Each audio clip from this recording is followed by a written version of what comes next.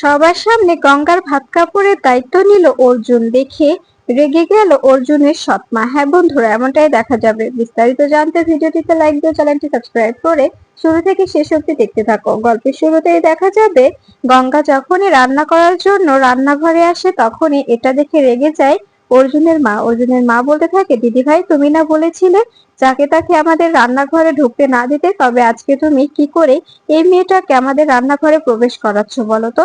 আর আমি আমি তোমাকে বলে দিচ্ছি, এই মেয়েটা যেন আমার রান্নাঘরের ধারে কাছেও না আসে, কথাটা আমি বলে দিচ্ছি। আর যদি আমার কথার কোনো মূল্য না থাকে এ বাড়িতে, যদি দাম না থাকে, তবে তোমাদের যা ইচ্ছে তাই করো, আমাকে এসবের মধ্যে টানবে না। তখন তখন দেখা যায় এই বলেই দেখা যায় অর্জুনের মা সেখান থেকে চলে যায়। তখন দেখা যায় সলমনি বলতে থাকে, আচ্ছা, মেজমা যখন চাইছে না যে এখানে এখানে এরকম কোনো অনুষ্ঠান হোক, তারপরেও তোমরা কেন এরকম করে অনুষ্ঠান করতে চাইছো বলো তো? তখনই জেঠুমনি বলতে থাকে, শোন ছোট, এখন যেহেতু ছোট বউ চাইছে না, তাই এখন আর এসবের কোনো দরকার নেই। এরপরে দেখা যায় গঙ্গা কাঁদতে কাঁদতে চলে যাবে, ঠিক তখনই অর্জুনের সঙ্গে ধাক্কা খেলে অর্জুন গঙ্গাকে নিজের কাছে টেনে নেয়। এরপরে এরপরে দেখা যায় গঙ্গা অবাক হয়ে অর্জুনের দিকে তাকিয়ে থাকে। তখনই অর্জুন বলতে থাকে, গঙ্গা কি হয়েছে, তুমি এভাবে কাঁদছো কেন? তখনই তখনই গঙ্গা বলতে থাকে, না কিছু হয়নি, আসলে এমনিতেই আমি আমি নিজের ঘরে যাচ্ছিলাম। তখনই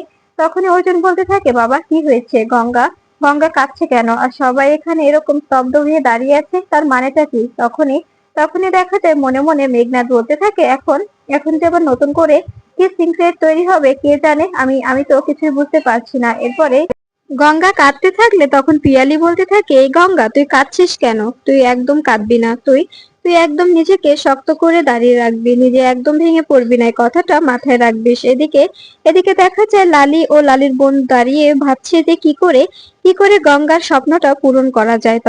তখনই দেখা যায় অর্জুনের বোন বলতে থাকে, দাদা ভাই দেখ না, মা বলে গেছে যে কোনোভাবেই যেন গঙ্গা রান্নাঘরে না ঢোকে, এজন্য গঙ্গা কাঁদছে। তখন এ কথা শুনে অর্জুন অবাক হয়ে যায়। অর্জুন বলতে থাকে, আমি আমি একটু বাইরে যাচ্ছি, বাইরে থেকে এসে আসবো, এর মধ্যে গঙ্গার রান্না বান্না শেষ হয়ে যাবে। তুমি বড় মা, তুমি সবকিছু রেডি করে দিও তো।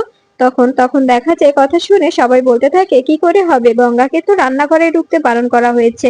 তখনই দেখা যায় অর্জুনের বড় ভাইকে বলতে থাকে, দাদা, তোর তোর রেস্টুরেন্ট থেকে কিছু পাতিলের ব্যবস্থা করা যাবে না? সেগুলো দিয়ে আমরা আমরা স্টোর রুমে একটা রান্নাঘর বানিয়ে সেখানে গঙ্গার রান্না বান্নাটা শেষ করব, ছোটখাটো করে একটা রান্না বান্না হবে, সেটা দিয়ে গঙ্গার বউ ভাত সেলিব্রেশন হবে। কেমন হলো? এটা কি ঠিক হবে না? তখন দেখা যায় কথা শুনে গঙ্গা অনেক খুশি হয়ে যায়। গঙ্গা মনে মনে বলতে থাকে, স্যানিটাইজার বাবু আমার জন্য এত কিছু ভাবে। এরপরে দেখা যায় গঙ্গা গঙ্গা নিজের নিজের মতো করে রান্না করতে শুরু করে। গঙ্গা শিলনোড়ায় বাড়ছে, আর এদিকে এদিকে পিয়ালি রান্নাগুলো সেরে নিচ্ছে। এরপরে পিয়ালি গঙ্গাকে বলতে থাকে, এই গঙ্গা, দাদাভাই কিন্তু তোকে খুব ভালোবাসে, দেখ, যদি ভালো না বাসতো তোর কথা ভেবে কি এত কিছু অ্যারেঞ্জ করতো? তখনই গঙ্গা বলতে থাকে, তুমি যে কি বলো না পিয়ালি দি। তখন পিয়ালি বলতে থাকে, হ্যাঁ, লজ্জা পাচ্ছিস কেন? লজ্জা পাওয়ার তো কিছু নেই, আমি সত্যি দাদাভাই তোকে ভালোবাসি, এই কারণেই তোর কষ্ট বুঝতে পেরে এরকম একটা সিদ্ধান্ত নিয়েছে। তখনই গঙ্গা বলতে থাকে, তোরা তোরা সত্যি বেশি বেশি করিস। এরপরে দেখা যায় গঙ্গা দেখতে পাই যে কিছু একটা পুরা পুরা গন্ধ বেরোচ্ছে। ঠিক তখনই গঙ্গা গিয়ে নাড়তে থাকে আর বলতে থাকে, একটু লেগে গেছে। তখনই দেখা যায় বড় মা এসে বলতে থাকে, গঙ্গা কি হয়েছে, এরকম করে গন্ধ বেরোচ্ছে কিসের? তখনই গঙ্গা বলতে থাকে, আসলে আসলে একটু রেগে গিয়েছিল তো, গঙ্গা সবটা ঠিক করে দিয়েছে। গঙ্গা গঙ্গা সবকিছু ঠিক করে দেবে, কোনো কোনো চিন্তা করো না। এরপরে পিয়ালি বলতে থাকে, হ্যাঁ, সবকিছু গঙ্গা ঠিক করে দেবে, কেউ তোমরা চিন্তা করো না, একদম পারফেক্ট হয়ে যাবে।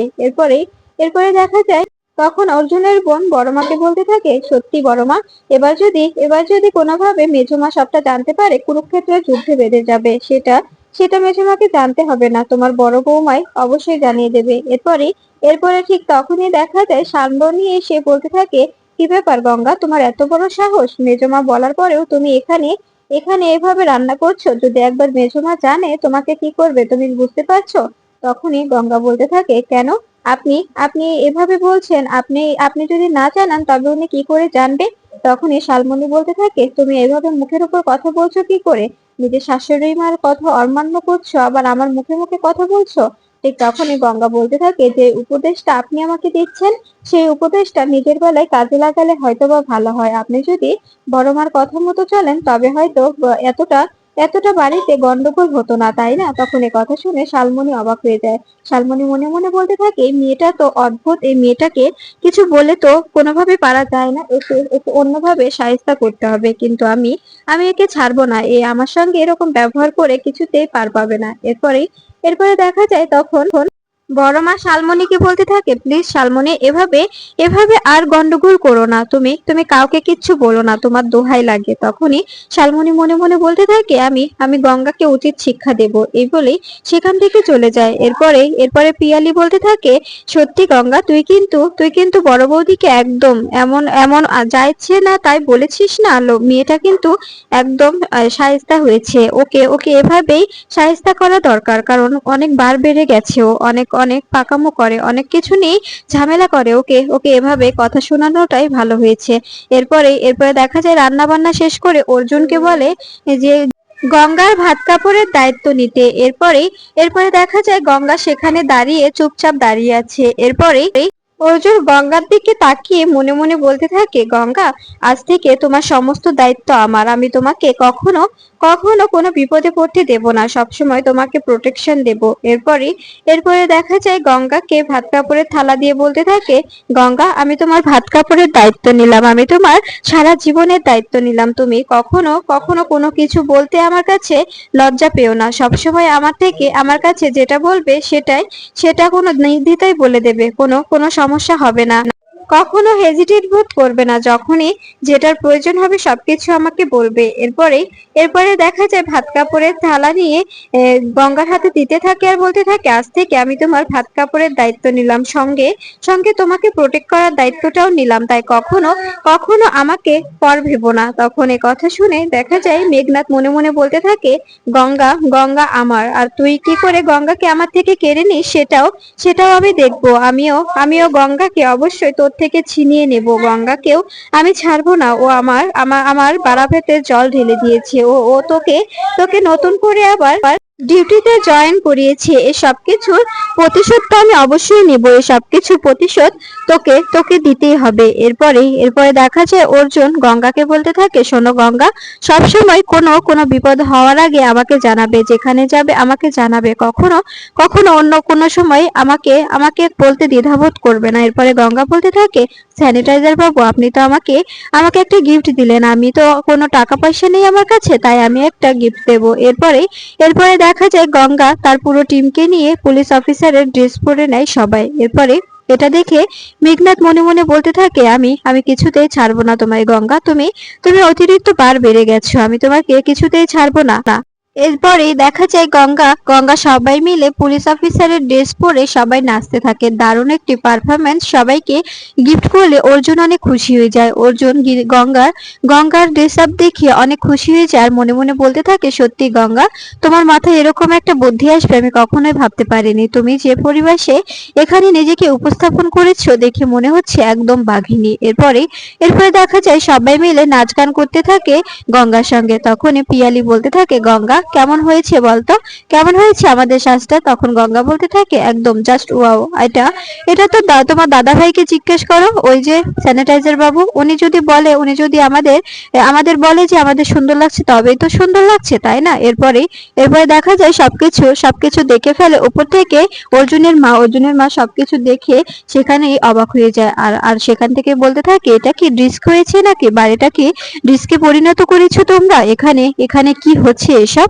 আর প্লিজ তোমরা এসবে তোমাদের জড়িও না, আমার কিন্তু এসব পরিবেশ মোটেও ভালো লাগছে না। তখন তখন এই সবকিছু শুনে অবাক হয়ে যায় বাড়ির সবাই। তখন মনে মনে বড়মা বলতে থাকে, সত্যি এই ছোটটা না সবসময় অর্জুনের ভালো দেখতেই পারে না, মহিলাটা অনেক অনেক ছেলেটাকে অনেক ইগনোর করে। এরপরেই দেখা যায় অর্জুন ও মেঘনাদ দুজনেই কথা বলতে থাকে। তখন তখন অর্জুন মেঘনাদকে বলতে থাকে, শোন মেঘনাদ, আমার আমার কিন্তু অনেক অনেক দায়িত্ব, আমাকে গঙ্গার দায়িত্ব নিতে হবে, আবার আবার অফিসের সকল কর্মকাজ আমাকেই নিতে হয়, তাই তুই একটু আমাকে হেল্প করিস। এরপরে দেখা যায় সবাইকে গঙ্গা রান্না করা খাবার খাবার খেতে দেওয়া হলে তখন সবাই বসে পড়ে। এরপরে পিয়ালি বলতে থাকে, সত্যি গঙ্গা, তুই কিন্তু রান্নাগুলো করেছিস জাস্ট ওয়াও, দেখে দেখে সবাই কিন্তু অনেক অনেক মজা করে খাবে, কেউ কিচ্ছু বলতে পারবে না। তখন গঙ্গা বলতে থাকে, সেটা তো আমার ক্রেডিট নয় তাই না, তুমিও তো আমার পাশে ছিলে। তখনই তখনই দেখা যায় অর্জুনের মা এসে বলতে থাকে, কি ব্যাপার, এখানে এখানে তুমি কি করছো? আর এখানে এখানে সবাই মিলে দেখছি খুব ভালোভাবে আয়েশ করে খাওয়া হচ্ছে। তখন অর্জুনের বাবা বলতে থাকে, শোনো, তোমার জন্য বৌদি নিজেদের রান্নাঘরে রান্না করে রেখেছে, তুমি সেগুলো খেয়ে নিও, তোমার এগুলো খেতে হবে না। তাও প্লিজ আমাদের খাওয়াটা নষ্ট করো না, কারণ আমাদের সবারই ক্ষুধে পেয়েছে, আমরা সবাই খাবো, গঙ্গা রান্না করা খাবার আমরা আমরা সবাই খাবো। তখনই শালমণি মনে মনে বলতে থাকে, সত্যি তোমরা তোমরা খেতে পারবে না, তোমরা যে খাবারটা খাওয়ার আসে বসে আছো, এমন অবস্থা করেছি না খাবারটার, কেউ মুখেও তুলতে পারবে না। এরপরে দেখা যায় তখন অর্জুন মনে মনে বলতে থাকে যে সত্যি গঙ্গা গঙ্গা বেশ দারুণ রান্না করেছে। এরপরে সবাই মিলে খেতে শুরু করে। এরপরে সবাই একবার করে ভাত খায় আর বারবার পানি খেতে থাকে। এটা দেখে গঙ্গার মনে ডাউট হতে থাকে। গঙ্গা মনে মনে বলতে থাকে, এটা এটা কি হচ্ছে, সবাই সবাই এভাবে পানি খাচ্ছে কেন? তখনই দেখা যায় কথা শুনে এই সব কিছু দেখে অর্জুনের মা মনে মনে বলতে থাকে, সত্যি এরা এরা যেভাবে পানি খাচ্ছে মনে হচ্ছে গঙ্গার রান্নাটা মোটেও ভালো হয়নি। এরপরে দেখা যায় অর্জুনের বাবা গঙ্গার হয়ে কথা বলতে থাকলে তখন অর্জুনের মা বলতে থাকে, তুমি তো সবসময় ওই মেয়েটার হয়ে কথা বলো তাই না? আর এই সবকিছু করার অধিকার কে দিয়েছে এখানে? এই যে রান্না করা বারণ করেছিলাম আমি, রেস্টুরেন্ট থেকে বাসন আনার পারমিশন কে দিয়েছে? আর এই বুদ্ধিটা কার, সেটা আমি জানতে চাই। কি হলো, কেউ কথা বলছো না কেন? তখনই অর্জুন বলে ওঠে, আমার আমার এই বুদ্ধি আমার, আর আমি পারমিশন দিয়েছি, তার কারণেই সেখান থেকে সব বাসনপত্র এনে গঙ্গা রান্না করেছে। এতে এতে তোমার খেতে ইচ্ছে করলে খাও, না হলে নাই। এরপরে দেখা যায় এ কথা শুনে অর্জুনের মা সেখান থেকে রেগে মেগে চলে যায়। তখনই মেঘনাথ বলতে থাকে, আমার একটা কাজ করেছে, আমি এক্ষুনি আসছি, জাস্ট যাবো আর আসবো। মেঘনাথ মনে মনে বলতে থাকে, এই মেয়েটার রান্না আমি কিছুতেই খাবো না, আমি ওকে অবশ্যই শাস্তি দেব। ও আমার সঙ্গে যেটা করেছে সেটা আমি কিছুতেই ওকে ছেড়ে দেব না, ভালোবেসেছিলাম, কিন্তু ও আমার সঙ্গে যে অন্যায়টা করেছে সেটা আমি কিছুতেই ভুলবো না। এরপরে দেখা যায় গঙ্গা সবাইকে একটু একটু করে বাসন্তী পোলাও দিতে থাকে। এটা দেখে সবাই খুশি হয়ে যায়, সবাই বলতে থাকে, সত্যি গঙ্গা রান্না করেছে, দেখতে যা সুন্দর লাগছে, খেতে না আরো কত সুন্দর লাগে। তখনই দেখা যায় সেখানে দাঁড়িয়ে শালমণি মনে মনে বলতে থাকে, তোমরা তোমরা যে আশা নিয়ে খাবারটা খেতে বসেছো সেটা খেতে পারবে না, কারণ কারণ খাবারে আমি এমন ভাবে লবণ মিশিয়ে দিয়েছি, নুনে পড়া খাবার তোমরা কি করে খাবে? এরপরে দেখা যায় শালমণি বলতে থাকে, গঙ্গা, তুমি তুমি সবার সামনে নিজের মুখটাও পুড়াবে, আবার আবার মেজমায়ের কাছেও তো তোমার মুখটা আমি পুড়িয়েছি। এরপরে দেখা যায় তখন সবাই মিলে খাবার মুখে দিতে থাকলে আর জল খেতে থাকে। তখন এটা দেখে অবাক হয়ে যায় গঙ্গা। গঙ্গা মনে মনে বলতে থাকে, গঙ্গা তো খাবারে এতটা ঝাল দেয়নি, তবে এভাবে এভাবে সবাই এত জল খাচ্ছে কেন? কি হয়েছে? এরকম করে জল খাওয়ার মানেটা কি? তখনই দেখা যায় গঙ্গা বলে ওঠে, কি ব্যাপার, তোমরা জল খাচ্ছ যে, খাবারে কি ঝাল হয়েছে? তখনই জেঠুমনি বলতে থাকে, না, কোথায়, কোনো ঝাল হয়নি, খাবারগুলো কিন্তু অনেক সুন্দর হয়েছে, সত্যি গঙ্গা, অনেক সুন্দর হয়েছে। এরপরে গঙ্গা হাসতে থাকে আর বলতে থাকে, সত্যি বলছো তোমরা? তখন শালমণি অবাক হয়ে যায়।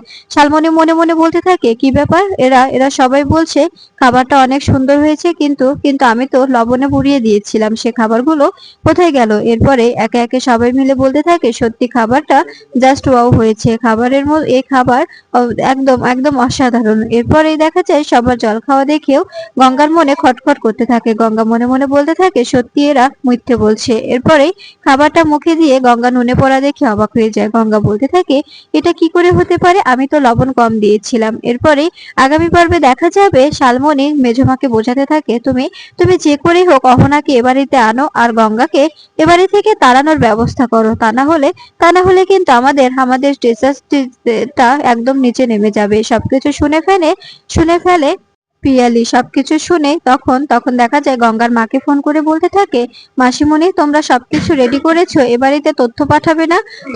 তখনই দেখা যায় এদিকে গঙ্গার রিসেপশনে চলে আসে মোহনা। সেখানে এসে মোহনা বলতে থাকে, কি ব্যাপার অর্জুন, তুমি তো দেখছি বেশ ভালোই লাগছে, তোমাকে দেখে তো অনেক সুন্দর লাগছে। তখন অর্জুন অহনাকে দেখে অবাক হয়ে যায়। গঙ্গা গঙ্গা মনে মনে কষ্ট পেতে থাকে যে এই মেয়েটা এখানে এসেছে, তবে তবে কি স্যানিটাইজার বাবু ওকে ভালোবাসবে, আমাকে আমাকে আর ভালোবাসবে না, ওকে ওকে নিয়ে নিজের সংসারটা গুছিয়ে নেবে, আমাকে তাড়িয়ে দেবে?